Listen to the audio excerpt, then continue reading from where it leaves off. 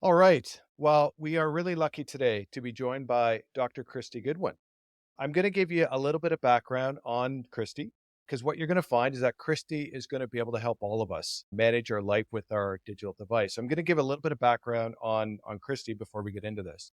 So, Kristy is a digital well-being and productivity expert. She consults with several large multinational companies, including Apple, McDonald's, Deutsche Bank, and Westpac. That's a very short list of companies that she helps.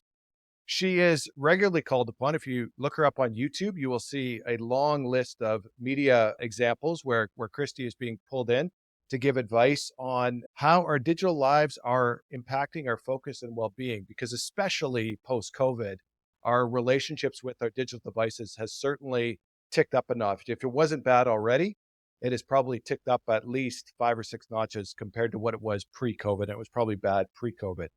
She is also the author of, in my mind, a must-read book. It is called, I got it right behind me here, Dear Digital, We Need to Talk. Great title. It is a guilt-free guide to taming your tech habits and thriving in a distracted world. Because I think if you ran the numbers, I think people would find that they're spending much more time with their digital devices than they probably realize.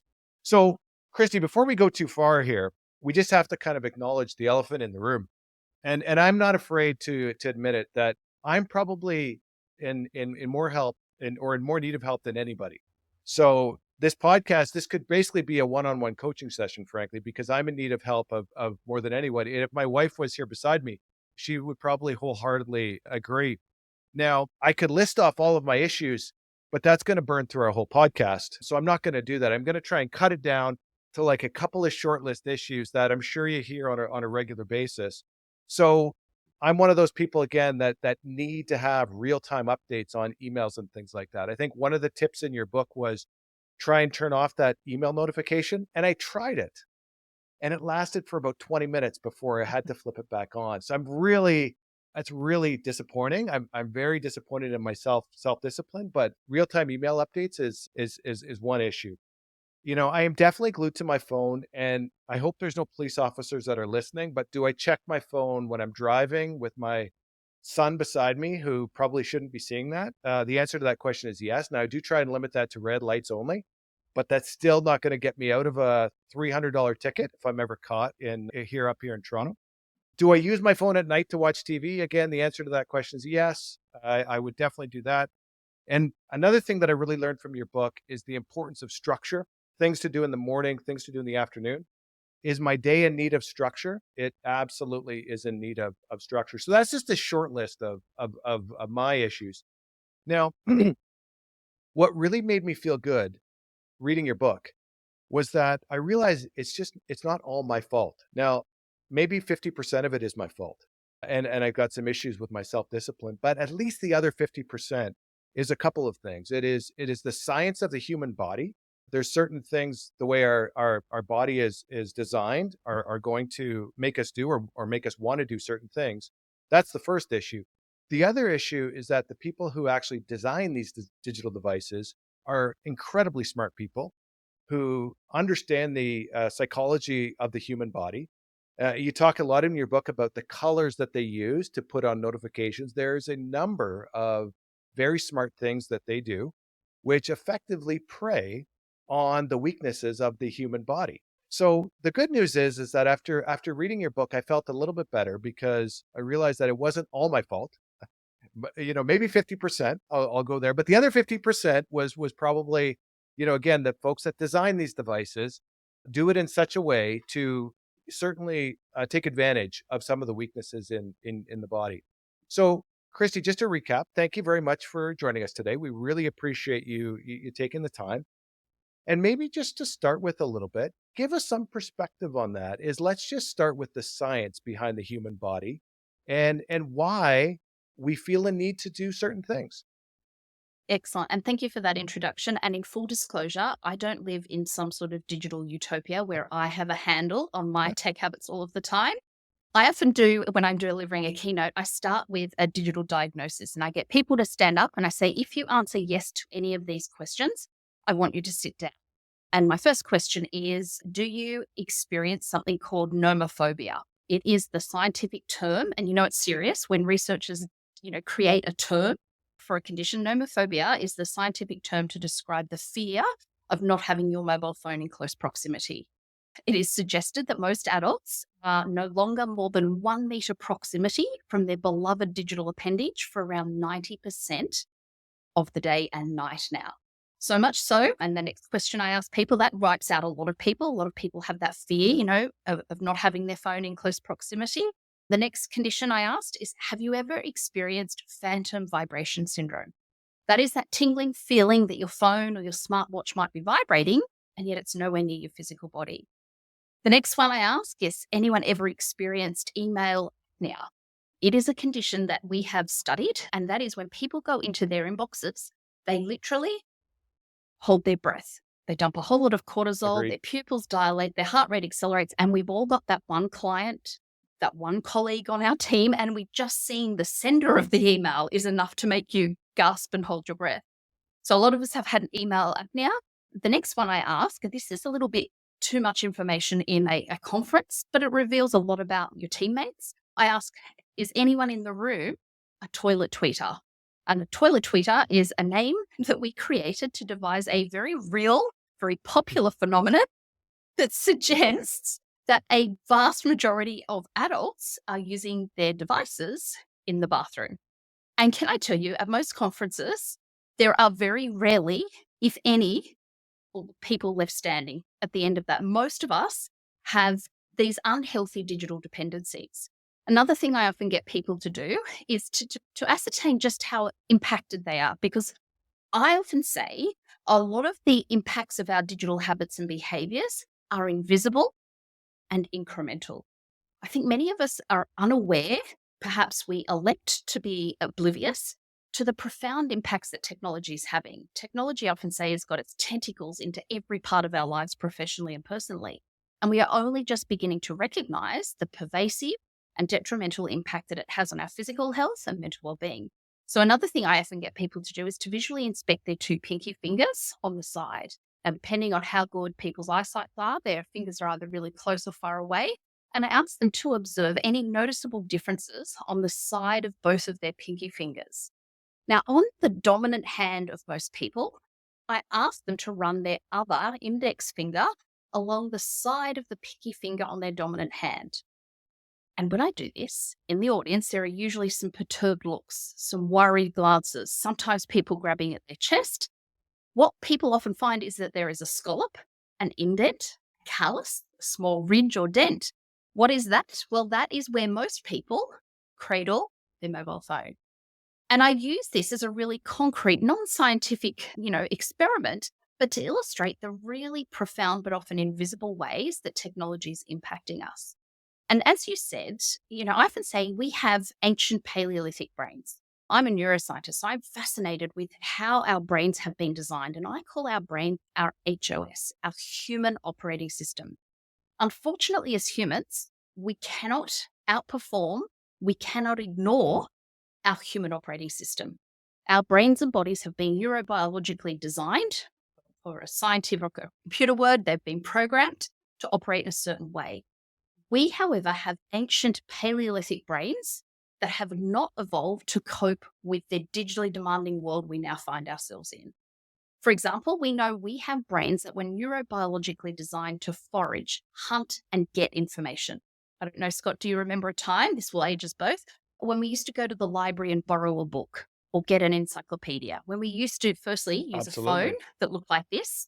As an aside for your listeners, I just put my hand up to my ear, like the old-fashioned way where we'd signal to someone, call me. Now, a couple of weeks ago, I was dropping one of my sons off at school, and he got out of the car and we hadn't made after-school pickup arrangements. So I caught his eye across the road and I just did the hand gesture as the good old-fashioned, banana shape, call me. And he's 14, so he looked at me and did the typical shrug of the shoulders and the what kind of look. So I wound the window down, made sure I got much clearer eye contact and did a very exaggerated hand up to my head, call me. And he looked at me from the other side of the road, looked very concerned and simply did the shuckers hand signal back to me. He had no idea that this meant call me. And so it's just such a poignant example of technology is evolving at rapid rates. What has not Yep. evolved at the same pace is our human operating system. So we have brains that were designed to go and get information. We used to phone somebody's secretary.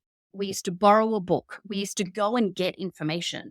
Our brains have not evolved, nor have they been designed to have unsolicited, huge volumes of information constantly thrust at us. Our brains cannot physiologically, they can psychologically, but our brain cannot differentiate between a Teams notification and a tiger chasing us. Our brain says potential danger or stressor, I better respond and react. And so our brains haven't evolved either to cope with the volume of information.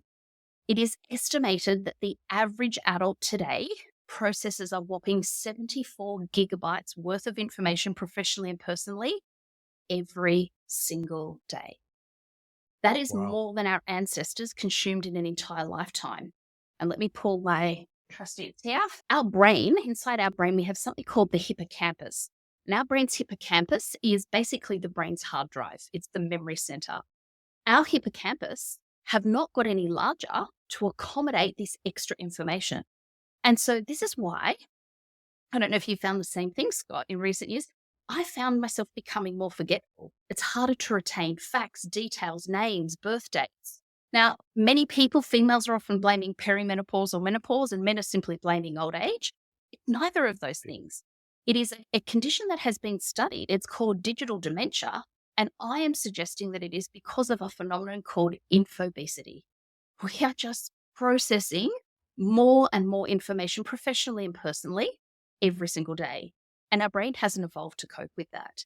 So I think we're at this interesting juncture in time where I heard someone saying the other day that the rapid rate of digital change and acceleration is at the moment the slowest that it will ever be moving forward. We're seeing Wow. rapid changes in artificial intelligence, the metaverse, all these new myriad of technologies, but this is going to continue to grow at an exponential rate. But what has not changed and will not change in our lifetimes, for the brain to evolve, it takes tens of thousands, if not hundreds of years, hundreds of thousands of years. So our brains have not evolved. So what I think we're seeing, and the reason that there's this increasing rates of stress and burnout, is because our digital habits that are so prevalent in all parts of our lives are completely incongruent with our HOS. And so we have to start to make sure, again, that this is not, and I'm very clear when I speak to people, and on my solutions, and I hope you garnered this from the book, it's not telling people to do a digital detox. I don't tell people to cancel your Netflix subscription or stop scrolling social media. It's all about how can we align our digital habits so that they are congruent, not incongruent with our human operating system. And that's where I think there's a real opportunity for us. Yeah, that's I totally agree with you. The amount of data that is out there to consume is has increased a millionfold compared to what Yeah. was there when I was a kid. Maybe just talk a little bit to like the concept of, like you mentioned, a phone, right? And that really now it's now not even a phone, it's a device that literally does everything for you. Maybe just talk a little bit about the people that design those devices. How have they designed those devices to really take advantage of the science of the human body? Why do we feel a need to have to check our email, or get those notifications or everything like that? What's going on in our brain? And how do those digital devices really capitalize on the science of the human body? Yes. And I'm so glad you pointed this out because, as you said in the introduction, it's really not all our fault. The digital devices that we all love were intentionally, strategically designed to prey on our human weaknesses, to be psychologically appealing. It was alleged that when the first iPod was introduced, that Steve Jobs gave the designers the brief that the icons needed to look so psychologically appealing that users would want to lick their screens. Now, given what we know about toilet tweeters, to me as a mother, that just sounds very, Oh my very god. unhealthy and hygienic. And I hope I haven't turned your listeners off here at this point. Well, it makes a point, right? You make a good point, right? Yes. It's. So I think there's three chief reasons why I call it the digital vortex, whether it's, problematically checking emails, whether it's binge watching Netflix series, whether it's going on holidays with 1 bar of Wi-Fi signal in your location, but desperately trying to get your digital fix. I think we all get sucked in different ways. So I think there's 3 reasons. The first reason is because technology, particularly our leisure-based technologies, social media, multiplayer video games, they have been designed to meet our most rudimentary psychological needs. So there is a theory called self-determination theory, and it suggests that as humans, if we were to drill down our psychological needs, we really only have 3 core needs. And the online digital world meets those perfectly. The most fundamental human need that we all share, irrespective of our location, our age, our gender, is the need for connection.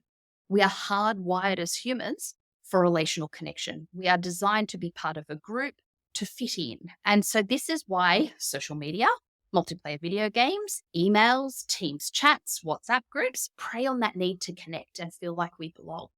The second psychological need we have is that we want to feel like we have some control. We want to have a locus of autonomy. And the online world gives us a perceived sense that we are in control. Now, we all know our locus of control is often governed by the Google recommendation algorithm and social media feeds, but we have a perceived sense of control over our situation. And the third need that we have as humans is the need for competency. In the online world, we get too often very easily experience competency. Game developers have worked very hard to get users in what we call the zone of proximal development. It's the Goldilocks theory. Not too hard, not too easy, that just right amount. We get to feel competent as humans adults, I should say, when I see my inbox go from 44 unread emails down to 0, I get to feel competent. 100%. It's that completion bias. So that's the first reason. I think that it meets those 3 psychological needs. The second reason I think we all get drawn into the digital vortex is because of our neurobiology, our human operating system.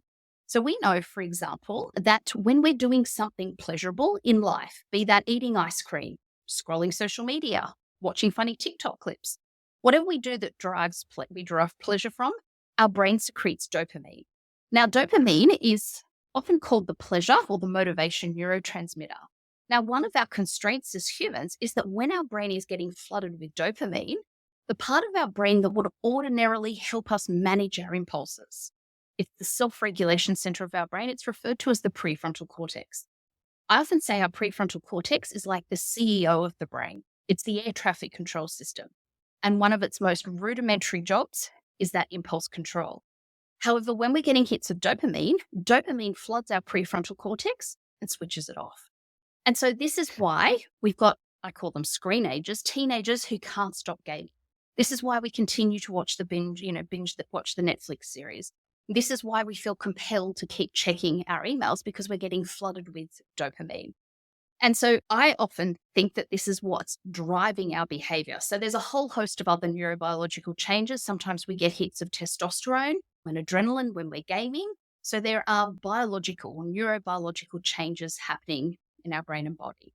And the third reason is where we can deflect responsibility and say that the tech companies have made their products very captivating, addictive, and appealing. So as I mentioned before, we've got brains that are designed to go and forage and get information. But when we have a notification, an unsolicited piece of information coming to us, a notification, a ping, a vibration, it makes us think that it's urgent and important. By default, what color are most people's notification icons? They're usually red, aren't they? Red. Yeah. Red we associate with danger, urgency, importance. Another design principle that the app developers and tech developers got right that has drawn us into this digital vortex is that when we're online, we often enter something called the state of insufficiency. In the online world, we never feel done. We never feel complete. There's always another email in my inbox, another level I can get to in the game, another new site I can visit, another post in my social media feed, another DM. And so we never feel like we're done. And so we keep going and going and going. Now, tech companies, use this feature to their advantage. Years ago, when YouTube was first introduced, you used to have to enable the autoplay feature. But when they realized that they could get users going from one video Yeah. to the next, they disabled that and made it a convenient default setting. And you had to disable that particular feature. The infinite scroll design, a whole host of factors combine to make the digital world really sticky and hard to escape. So I think it's the interplay of those three things. It's meeting our psychological needs, it's the neurobiological changes that we see in our brain and body, and it's the design, the pervasive and persuasive design of the technology that get us hooked on these platforms. And after reading your book, I went into LinkedIn and turned off all the notifications. And let me Well tell done. you, it was a pain in the ass to do that. Like it was the number of like menus and Yeah. things I had to open. They're not all on one page. They're all in like these subheadings and they're all on their default. Even when I go on Twitter, Yeah. I'm still getting a notification every couple days. Please turn on your notifications. It's like I've already said no. Like, how many times do you have to ask me? So all of this stuff is turned on by default, Yep. and not only have to turn it off, but it can be difficult to turn off. Now, this is where again your book goes through a very good structure on this, on the way it introduces things, because you think to yourself, okay, well, Christy, what's the problem with all of that? I'm getting flooded with information. I like to check my emails. Yeah, maybe I'm on my phone more than I should. But what's the problem with that? And then the next part of your book is then you get into this concept of micro stressors, right? Is that this activity, like you say, our brains haven't really caught up with this, and this activity causes a level of stress within the Yeah. body. Like one of the things, even something as simple as going on to a Teams meeting Mm. and the impact on the body. I've heard you speak about the difference between going on a Teams meeting versus doing a meeting in person. Is that a Teams meeting, surprisingly, is actually a lot more exhausting on the human Yeah. body than actually going in person, which is surprising. Like you wouldn't have thought Yeah. that.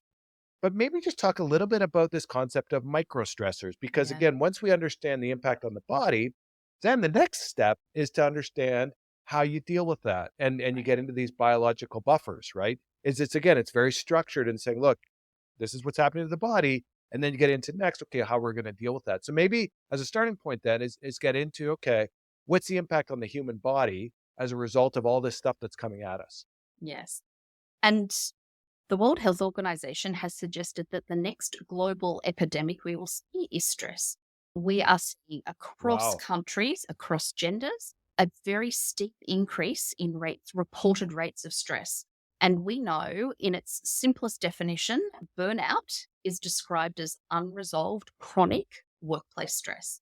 And this is a huge threat to individuals in terms of our own well-being, our productivity, but it's also a massive risk to organizations. We have and the World Global Burnout Report that was published every year, but in 2024, the data suggested that currently 38% of all knowledge workers are experiencing burnout.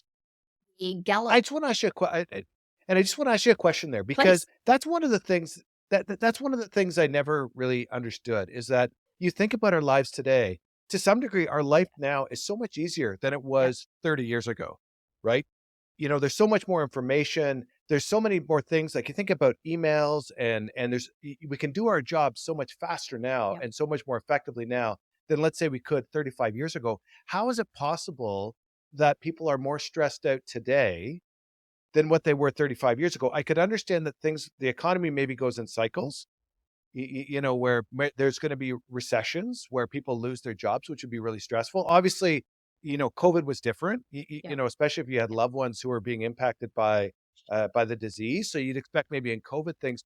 But if you just go steady state yeah, and look at today versus 30 years ago, how is yeah. it possible that we're more stressed out now than what we were 30 years ago? Researchers are asking themselves the same question. And it's not just stress. We're calling to something the productivity paradox. These new technologies that were supposed to make us more efficient, more productive, are not having the productivity gains that we hoped. And I think this speaks to the mismatch between our digital habits and our human operating system. I think the reason that we are more stressed today, and as you said, given the what we should perceive as a far easier life in terms of the technologies that are supposed to make us, feel supported, to connect, to expedite tasks that were once onerous. I think it is the accumulation of micro stresses. Now, stress often gets a really bad rap. We are, as humans, biologically designed to cope with stress. We are designed, however, to cope with really short bursts of stress, and we are designed to close out the stress cycle. So in years gone by, if a tiger chased us, short burst of stress, we run into a cave, we resolve that stress cycle. But in our always on, digitally demanding world, we go from one angry email to a barrage of Teams notification to 58 WhatsApp chat messages in the family chat. And so we're in this perpetually heightened state. I also think, as you said, something as simple and as common as a Teams or a Zoom or a WebEx meeting is actually really stressful. And we've got brain data that shows us this. And it's for a Wow. host of reasons. One of the reasons is that it's the very first time in human history on a virtual meeting where we see what we look like in a social context. It's jarring, it's off-putting, Interesting. we notice we are going bald, our You're hair right. needs coloring, my eyebrows need plucking, I have a lopsided shoulder, I tilt my head a funny way. And if you think I'm exaggerating this, cosmetic surgeons throughout the world reported what they colloquially are referring to as a Zoom boom.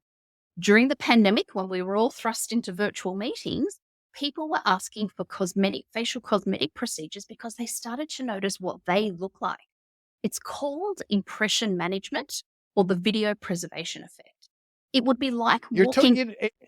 you Yeah, you're totally right. Like, again, you're because here's a funny thing. I don't know if you found this, Christy, is that even with inside of Constellation, is you have these different factions where some people like we have all these different business units, and from my side, I kind of sit at the head office level, so I get to participate in all these different groups, and it's very interesting to see.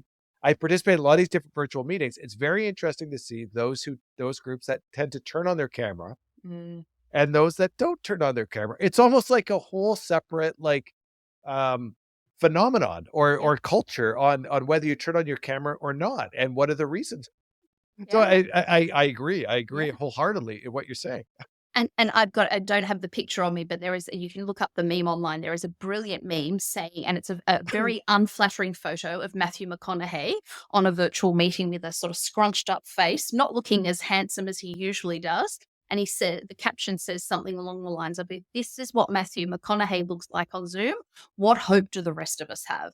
It's Exactly. it's Exactly. just speaks to, and it's not just it's obviously what we're our focus on ourselves, and that's taxing for our brain. But let's be honest, when we jump on a virtual meeting, we're all checking out what's happening in the background of other people's virtual meetings. Is it the 100%. the naked partner that walks past at the most inopportune times? And yes, I have seen that. 100%. We know that if there is more than a 1.2-second lag between when I say something and you laugh, or you smile, or you nod. As humans, we misconstrue that as I have said something inappropriate.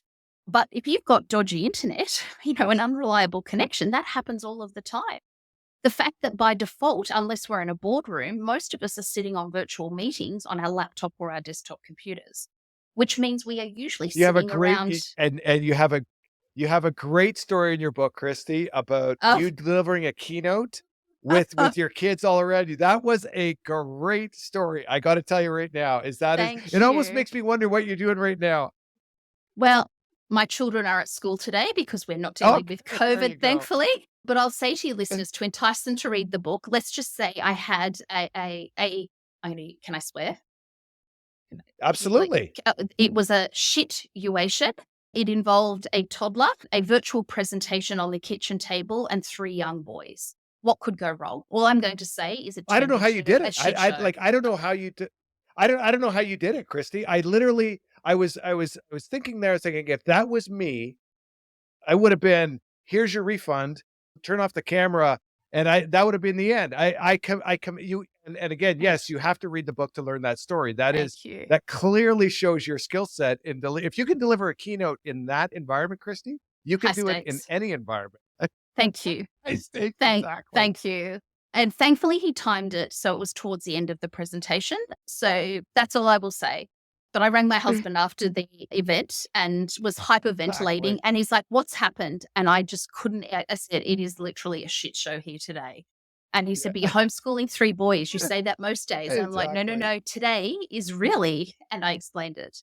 But one of the reasons that we find another virtual reason we find virtual meetings difficult and stressful is because we're usually about 60 centimeters away from our screens. I'm not sure what that is in inches, but we don't sit very far.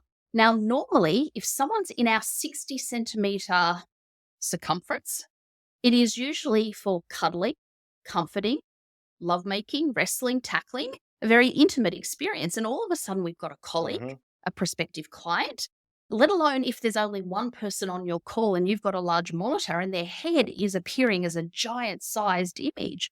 All of these things are combining to really stress us out in subtle ways. It's true.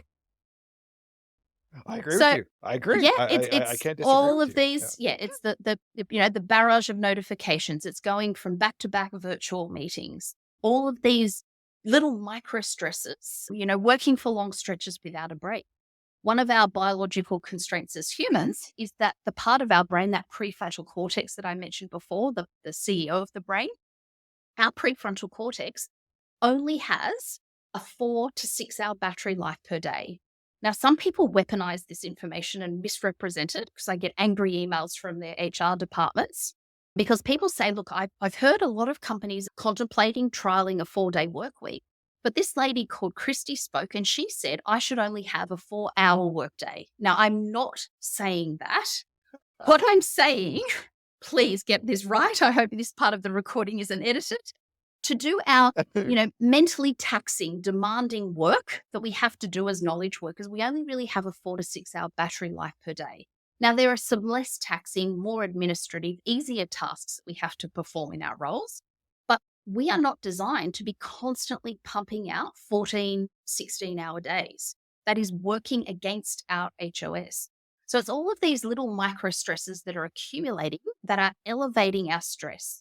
And we are not designed to be we're designed as humans for acute stress, not for chronic stress.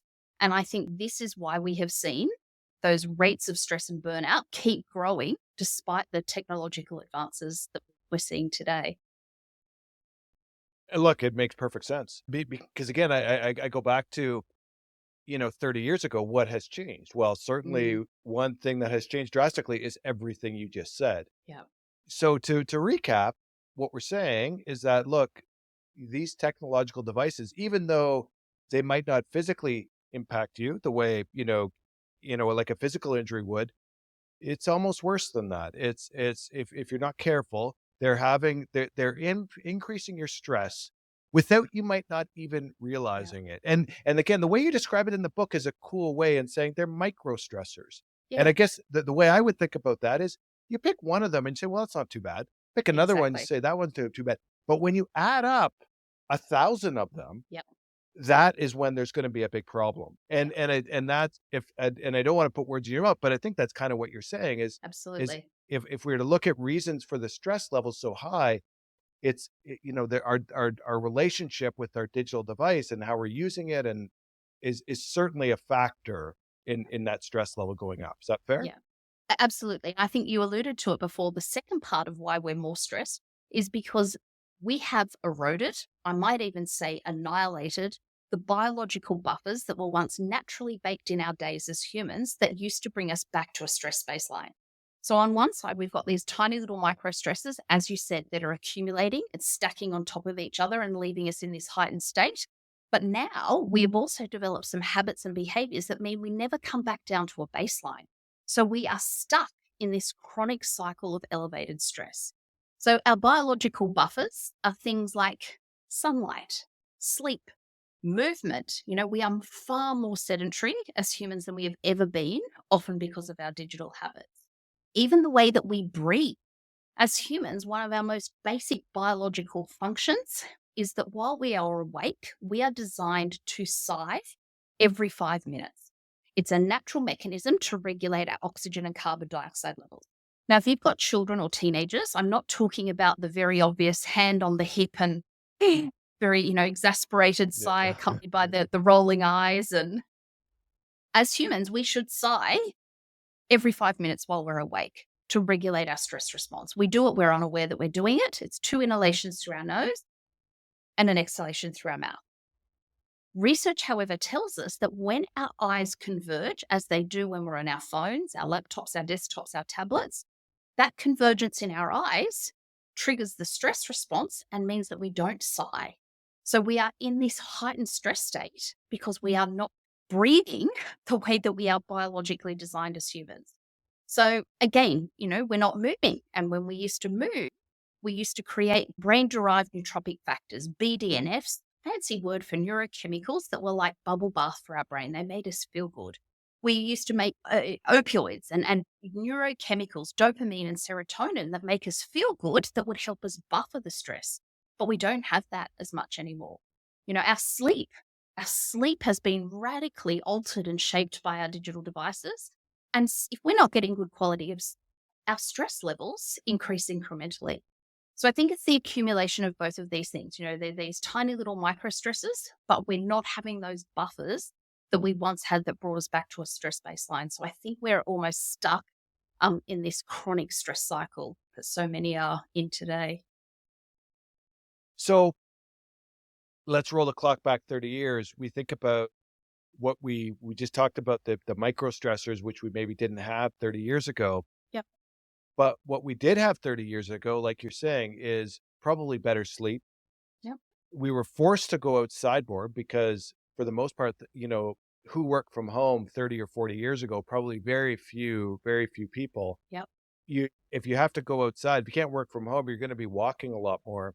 Yep. So really what we're saying now is that a lot of those things maybe we took for granted Yep. 30, 40 years ago, we're not doing them anymore. Yep. And as a result, by not doing those, it's kind of having a negative impact on the body. Huge. Would that be fair? Body and brain, we talked before about the psychological impact, but stress has a huge impact on us physically. And we also know our digital habits are having a profound impact on our physical well-being, musculoskeletal issues, the sedentary behavior. Another biological buffer that I forgot to mention, but is just so important, is human connection. We are designed to be Yep. in the presence of real humans in real time. Now, don't get me wrong, our conversation today wouldn't have taken, unlikely, unless I was over visiting my brother in Canada, but would unlikely have taken place without Yep. technology. But we know that when we have conversations with real people in real time, it is very different to any sort of virtual or digital conversation, be that text based or verbally. We know in the book I talk about when people have conversations in real time, their bodies produce oxytocin. Oxytocin is the social bonding. It's sometimes referred to as the love hormone. Those same conversations could be had digitally. And instead of our body producing oxytocin, those digital or voice conversations actually create cortisol, the stress hormone. And so we are designed, again, to be with people, but again, with distributed teams, with more flexible work arrangements. We're not having the human connection that we once did. And even our everyday lives are being changed by technology. You don't have to go to the coffee shop and have a conversation with the barista. You can pre order it on an app and just quickly go and pick it up. We're hungry. Absolutely. We don't phone. Here I go again. We don't phone the local store to order some, takeaway. We, Uber Eats and it's at our house with no human connection. So I think, yeah, Yep. we've got to remember, as you said, our brains have not evolved. Our human operating system has not changed. We've just got to make sure that we try and align it as best we can with these digital technologies that are now, a very integral part of our lives, but make sure that we're using them in a way that works for us rather than enslaves us, which I think is how many of us are feeling. So, $1 million question for you here then that I'm sure Mhm. you get 1,000 times at every client you speak to. It's a big issue here in North America because everybody has different views on it. Work from home, one extreme, in the office 5 days a week, the other extreme, and someplace in the middle. There's a lot of people in North America who would say 5 days a week in the office, I don't care. If it applies to the person, whoever who actually has to go in there in order to do their job, then it'll apply to the folks who are sitting at a computer and therefore everybody is in. And again, the other extreme is, you know what? We all like the flexibility from home, especially when you have kids and all that other sort of stuff. You can jump out during midday and come back. You can work at night, which again has got drawbacks. What's the Christie view on working from home? Do you have a view one way or the other, or is I it do. is it really depend on what on is it case by case? I guess is what I'm saying. Yes, I definitely think there's nuances, but generally speaking, from the data that I have had a look at, and this is data driven, this is also based on anecdotal conversations I'm having with global organizations, is that I think hybrid is the sweet spot. Yes, I definitely think we need some in-person time in the office or at an offsite or at a kickoff. You cannot, and I don't care what, this is probably not the right thing to say to a tech company. Despite the digital innovations that we'll see, I don't think we'll ever be able to replicate in-person events. Being in close proximity, despite how elegant and sophisticated our avatars and our holograms might be, I don't think that we will get to a place where we can super see. I had someone ask me the other day, would I be willing to do a keynote as a hologram? So it's already happening. What was But your answer? what will I look like? What Can I did you? choose? I asked, can I choose what I wear? Anyway, that conversation is progressing, but I think that the sweet spot is the combination of both. Yes, giving people autonomy to some extent. I often talk about flexibility within a framework. It can't be everybody choosing whatever, wherever, whenever they choose to work, because that creates chaos. Yeah. So I think there needs to be some, definitely flexibility, but within a framework. Are there prescribed days where you are in the office? Because what I'm also hearing is that when there isn't that the framework or the parameters, often people are coming into the office only to sit in virtual meetings because their colleagues don't happen to have the same calendar of in-person days that Yep. coincide. So I think from the data I've looked at in terms of productivity, giving people some flexibility, not only around where they work, I think the more important question that's actually been overlooked is when people work. Giving people schedule flexibility, I believe, is just as important as location flexibility. Given that we've now got many more people as knowledge workers, when you work, and this was one of the silver linings of the pandemic that I acknowledge is a privilege for most knowledge workers, perhaps not for frontline workers. But if you've got a locus of control over what hours you perform your task within obviously some constraints, you can start to structure the contours and the cadence of your day to suit your human operating system. And in the book, I talk about your chronotype, and your chronotype biologically determines what time or times of the day you are naturally most focused and alert. And we all intuitively know what we are. We're either sort of that early bird, I refer to them as lions. These are the people that, if you are in the office, they're in the office at 7 a.m. They've already done 2 hours worth of work, an F45 workout, and they're slurping on their green smoothie. At the other end, we've got the night owls. And we all know who these are in our team. These are the colleagues that are sending us emails at 12 a.m., 1 a.m. in the morning. Then most people are in the middle. And so they're our bears. And so what we want to try and do is, if where we can, and it's not the whole day, but where we can we design the rhythms, the cadence of our day so that we can do our most productive work? Cal Newport talks about deep work. Can we align our days and structure our days so that we do our deep productive work during our chronotype's peak performance window when we are naturally most alert? And that is the time of the day where I tell people they need to build a fortress around their focus. So for me, I am a lion. Now, your chronotype is biologically determined. It's determined by something called your PER3 gene. So you cannot manipulate your chronotype. So if you're an early riser, but you'd prefer to be a night owl, or a wolf, we call them, there's nothing you can do. Your chronotype, however, will shift throughout your lifespan. So it will change. Now, I'm a lion. I've always been a lion. So I get up early and start the day, and that's worked really well, having 3 children. But I have been really diligent where I can, and I don't get this right all of the time, but ring fencing those early hours of the day before my kids get up. And then once I've got them off to school, those first few hours of the day when I try to prioritize my deep focused work and I turn off the notifications.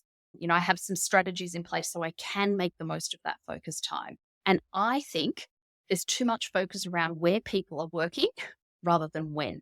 And I think that's part of the bigger conversation that we should be having. That's a great point. That part in your book too, when you talk about the different, the like you say, the different body types in terms of when you're going to do that, when you're going to do that work, and you also have a section in your book that talks about your daily schedule, like what your schedule, what a day in the life of Christy looks like. How you structure your day. And one of the things that really struck me was you're not sitting down all day long. You're not it's not like you get in there. I'm just going to use a traditional, start at 8, end at 5. No. It's, you need breaks in that time, especially if you're working from home. Would that be fair? Absolutely. And we need breaks for a host of reasons. One of the reasons is if we go back to our human operating system, we have something in our body called an ultradian rhythm. And an ultradian rhythm means that as humans, give or take, and it's not precisely, but we have roughly a 90-minute period where we can be productive and get work done. After that 90 minutes, we go through a trough in our energy and focus for roughly 20 minutes. And then we repeat that cycle again, roughly 90 minutes and then 20-minute trough. The idea is that we are designed, I say, to work in sprints, not marathons. So we are designed, and some of us it may be 70 minutes, maybe just over 60 minutes, but none of us are designed to sit down and pump out 4 hours worth of work straight. You'll see a decline in your accuracy, in your performance, your productivity. So I try and structure my day. So I work roughly in 90 minutes. And then for that 20-minute trough period, 2 to 10 minutes needs to be doing at least something restorative, be that closing my eyes, doing some sighing, moving. We know something as simple as 10 body weight squats every 45 minutes will improve our blood sugar regulation levels more so than a 30-minute walk. So trying to intersperse movement in the day as well can have huge benefits. Not only in terms of our body, but also our cognitive focus and capacity to be productive. So generally speaking, we are designed to sprint and then recover, sprint and then recover. And I often share in my presentations a video of a gentleman hopping on a treadmill that's moving very, very fast. And he's standing on the side holding on, and he ambitiously jumps on while the belt is going at a really exponential pace, and he falls straight off. And I use that to illustrate the fact that we are not designed to get on and sprint. We are designed to sprint and then recover, sprint and then recover. And I think we've forgotten that, and we've, tricked ourselves into thinking that we are designed to just keep going and going when we're simply not in that way designed. And do you think with the work from home, do you think it's resulted in more people like more extended work days and Yeah. things along those lines where it's that when the work was at work, it was sort of out of sight, out of Yep. mind when you're at home. But when it's at home, it's no longer out of sight, out of mind. It's could be on your kitchen table type of thing where Mm, it's almost impossible depending on the structure, on the setup of your house.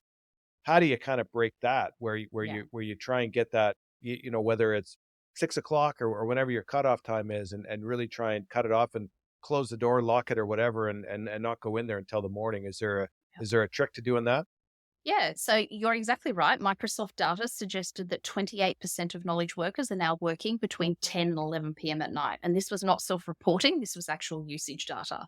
So people are saying Yeah. we can look at this two ways. We can look at this and say, look, people have got greater flexibility over when they're working. That's one theory. Another more plausible theory is that this is a red flag for burnout. People we now know are spending bulk of their day doing work about work. They're doing communication. And again, Microsoft data shows us this. Microsoft coined a beautiful term called digital debt. And it's this idea that people are now spending a lot of their work days doing the three M's: meetings, mail, email, and messages. And so that around 57% of the workday is spent doing communicating, and around Wow. Wow. 43% of our day actually doing the work we're supposed to do. And so we've got this wrong. So I agree, we have to do something about this, especially if people do have location flexibility and schedule flexibility. So one of the things I work with teams to develop are digital guardrails. And so in Australia and many countries throughout the world, countries are starting to implement legislation around the right to disconnect. That will only go so far. What I think that legislation, if countries have it, is that it needs to be complemented by these digital guardrails. And digital guardrails, I'm very clear, it's not an IT policy. It is for want of a better word, a documentation of your tech expectations. I think we were flung into remote work and now hybrid work, and we never actually planned strategically what are our digital norms, digital practices, and principles. What's an acceptable internal email response rate? Are cameras on or off in virtual meetings? Do you need to have a standardized company background in your virtual meetings? What do you do for after hours emails, especially important in global firms where people can perhaps be working at all hours? Is the onus on the sender to only send emails during certain business hours, or is the onus on the receiver not to have to respond out of hours? Do you have a communication escalation plan as part of your guardrails so that when or if there is a time sensitive urgent issue, there's one mode of communication through which that'll be disseminated? So I think we need company digital guardrails, and some people call them a digital agreement or a team agreement. But I also think we need to come up with our own personal guardrails. Where are the places and spaces in your house that are your no-go tech zones? Where do you put devices after hours? Do you activate do not disturb mode and just have it set up so that a few people can contact you that if there is an urgent issue? So I think we need both corporate or company agreements, but we need to come up with our own digital borders and boundaries.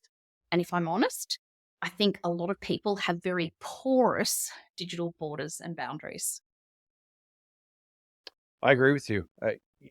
No, and again, a lot of that goes back to, I think, the what we talked about at the beginning, right? The science of the human body. When Yeah. if you're sitting there at 9:30 at night watching TV and let's say you're watching on your phone, a lot of people, again, are going to have the same work phone that you have Mm, from a personal phone. Like you yeah. don't really have a separation there, right? So No. you're sitting there watching Netflix on your phone, and an email comes up from your boss. Yep. Says, "Look, can you get me this?" Are you going to run downstairs and turn on your computer and get her done? You might. Yep. I might. I'm just being honest with myself, because then you got to go to sleep at night thinking, Exactly. man, I'll Yep. certainly sleep a lot better if I knew that was done Exactly. than if it wasn't done, Yeah. right? Like it's just this that that that's that what I would one of the real things I took away from your book was, again, just the science that's going on inside of us Mm. when we get that email, and the need to respond and things like that, right? Yeah. And that email taps into that most fundamental psychological need I said, and the need for connection. We don't want to look like the team outlier, the Slack one, when everybody's replying to the team email at 3 p.m. on a Saturday afternoon. We are wired to fit in. So even though we know we don't have to respond, Yep. we feel almost psychologically compelled. We also know that from an optics perspective, if we do have more flexible arrangements around when we work and where we work, we want to be seen to be responsive. And so I think this has created a phenomenon called digital presenteeism, where we want to be seen, from an Yep. optics or superficial level. Microsoft have created the term productivity theater. I think that there are a lot of people who are trying to, be demonstrative in terms of how they're showing that they are productive, given that we've got distributed and dispersed teams. So, absolutely, we have to put in place those parameters. And again, that's where if you have those digital guardrails in your organization, it gives you the peace of mind knowing that these are acceptable norms. I think one of the problems is that, I often start when I run workshops, I ask teams, what's an acceptable internal email? And I give them a scenario. We go around the room and it varies from 3 minutes to 3 hours to 3 days. And so we've all got very Wow. different tech expectations. So I think normalizing, articulating those, having some common parameter is really helpful in helping us to switch off so that we can obviously reap the benefits that we need from recovering and having breaks. And the other question I just want to ask you on that is the tools that companies are using to monitor productivity. Mm, You hear some horror stories. You know, the thing I hate about Teams is the fact that little green light, is you're online. And if that thing flips off, it's almost like where did they go? And some, I think, managers have said that green light better be on for mm, most of the day. I think that there was just somebody fired recently over here in North America. I think they were working at one of the banks because they had one of these tools that would flip their mouse every like 30 seconds.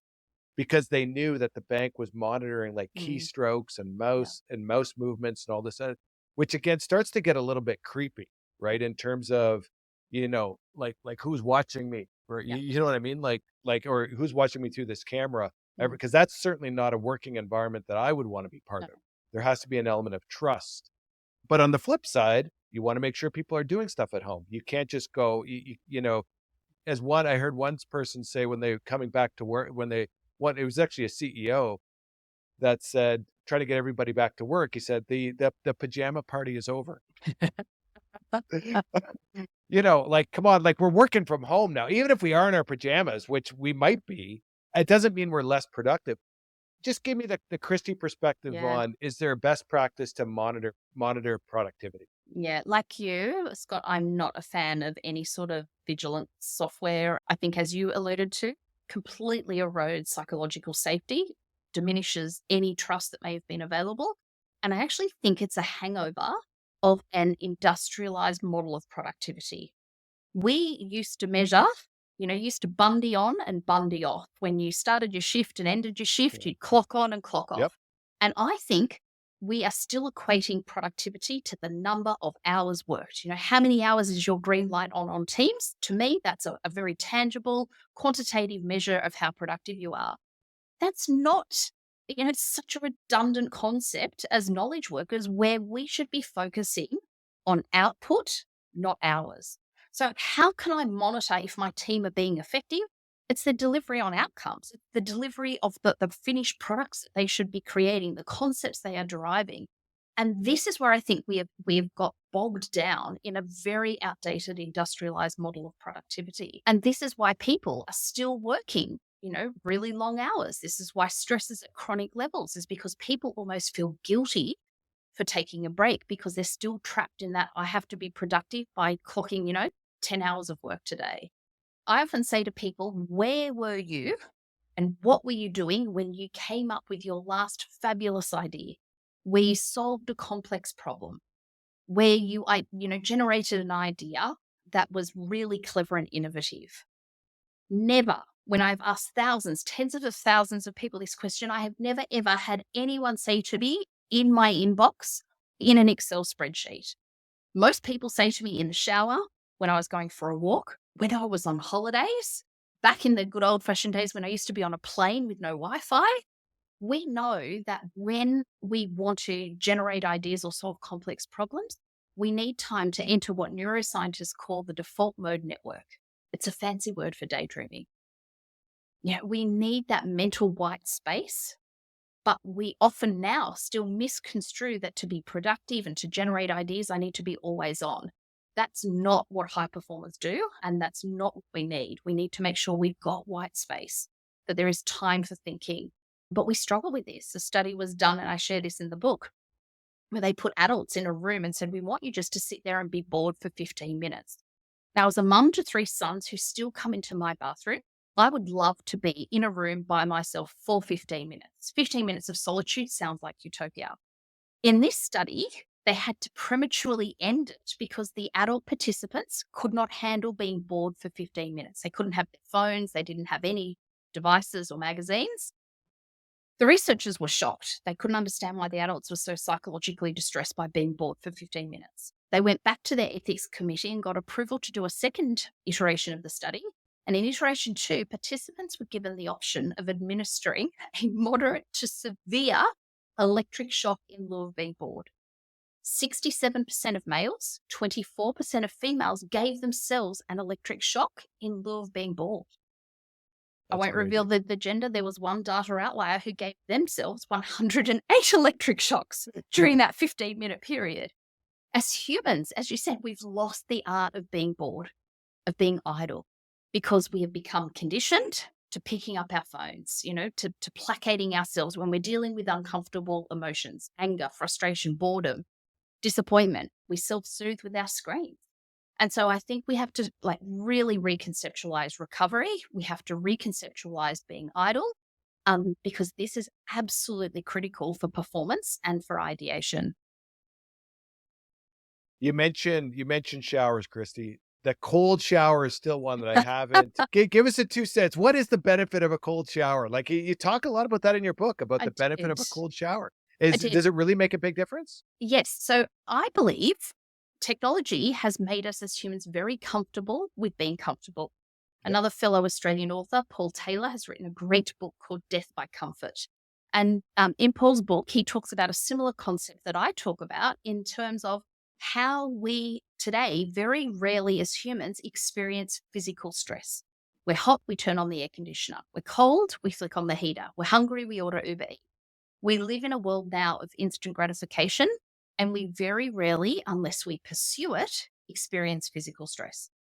When we are ill equipped to deal with physical stress, we are ill equipped to deal with psychological stress. And so, as humans, given that we will, in a digitally demanding world, experience stress, it's a given. I think we have to develop what I call our stress tolerance. We have to develop and build and train our capacity to deal with stress. And one of the best scientifically validated ways to do that is deliberate cold exposure. Huberman has popularized this notion, as have a lot of other podcasters and social media influencers, but it's grounded in science. A 30 to 60-second cold shower in the morning, and you should only ever practice this in the morning. It can be at the end of your lovely warm shower, so you certainly don't have to get into an awful cold shower. But a 30 to 60-second Yep. cold shower will give you between a 250 to 500% increase in dopamine, noradrenaline, and norepinephrine. They are fancy All right. words for chemicals that do the two Fs. They make you feel good All right. and they help you to I'm doing focus. it tomorrow. Please do it. Now, I'm going to be honest. I'm all in tomorrow, Kristy. I'm all I in will be tomorrow morning. emailing. Tomorrow morning, I'm it's all in tomorrow morning. I'm Done. doing cold shower tomorrow morning. Now, I am very honest with people because I get a lot of angry emails from people saying that was barbaric, that was horrible.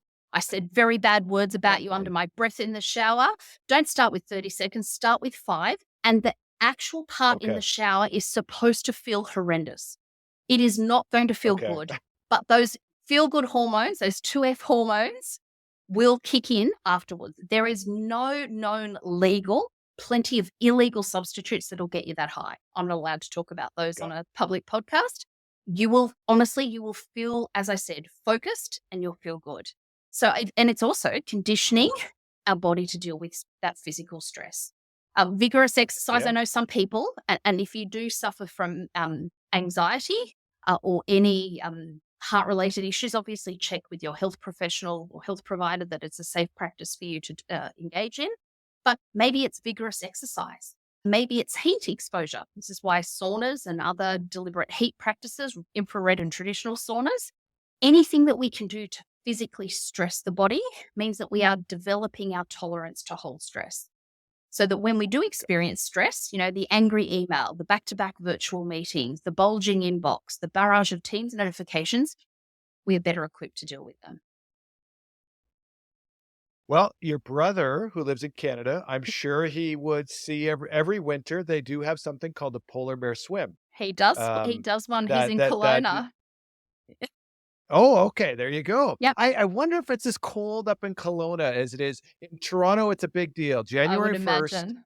they all hop in Yes. for the Yeah. polar bear swim, and it can be a little bit frosty. But I think I hear what you're saying is that there is there's a benefit to those to that cold blast. There Well, is.